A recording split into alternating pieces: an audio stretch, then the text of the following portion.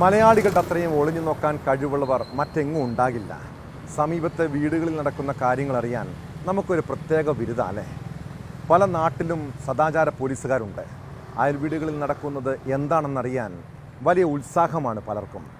കണ്ണൂർ നടുവിലെന്ന പ്രദേശത്ത് വിവാഹിതയായ യുവതിയുടെ വീട്ടിൽ പതിവായി ഒരാൾ വരുന്നത് നാട്ടുകാരായ 3 ചെറുപ്പക്കാരുടെ ശ്രദ്ധയിൽപ്പെട്ടു. എന്നാൽ സദാചാര പോലീസ് ചമഞ്ഞ് അവർ ബഹളം വയ്ക്കാനോ ആളെ കൂട്ടാനോ തയ്യാറായില്ല. പകരം യുവതിയുടെ കിടപ്പറ രംഗം ഒളിച്ചിരുന്ന് അവർ മൊബൈലിൽ പകർത്തി. പിന്നീട് ഭീഷണിപ്പെടുത്തി പണം തട്ടി. അവിടം കൊണ്ടും തീർന്നില്ല കേട്ടോ. തങ്ങൾക്ക് വഴങ്ങണമെന്നും ഇല്ലെങ്കിൽ ദൃശ്യങ്ങൾ പുറത്തുവിടുമെന്നും ഭീഷണി. ഇതോടെ യുവതി പോലീസിൽ പരാതി നൽകി. കേസിൽ അയൽവാസികളായ 2 പേരെ പോലീസ് അറസ്റ്റ് ചെയ്തു. നടുവിൽ സ്വദേശികളായ കുഞ്ഞാപ്പി എന്ന ശമൽ, ലത്തീഫ് എന്നിവരാണ് പിടിയിലായത്. കേസിലെ 1-ാം പ്രതിയും ശമലിൻ്റെ സഹോദരനുമായ ശ്യാം മറ്റൊരു കേസിൽ റിമാൻഡിലാണ്. ഇതുപോലെ മറ്റുള്ളവരെ ബ്ലാക്ക് മെയിൽ ചെയ്ത് പണം തട്ടുകയും ചൂഷണം ചെയ്യുകയും ചെയ്യുന്നവരുടെ വിധി ഇങ്ങനെയായിരിക്കുമെന്ന് തിരിച്ചറിഞ്ഞാൽ കൊള്ളാം.